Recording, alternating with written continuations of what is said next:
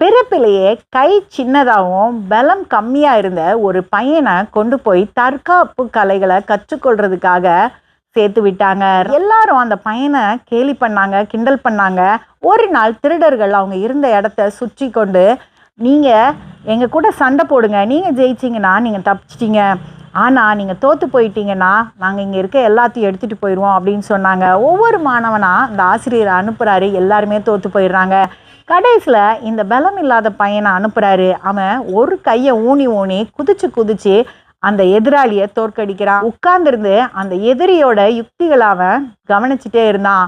அதுக்கப்புறம் தனக்கு இருந்த ஒரே பலனான அந்த ஒத்த கையை வச்சு அவங்கள ஜெயிச்சிட்டான். நம்ம கேவலமானவங்க, மட்டமானவங்க, தேவையில்லாதவங்க, கீழ்த்தரமானவங்க நினைக்கிறவங்க தான் வெற்றியாளர்களாக ஜொலிப்பாங்க. யாரையுமே ஏளனமாக நினைக்கக்கூடாது.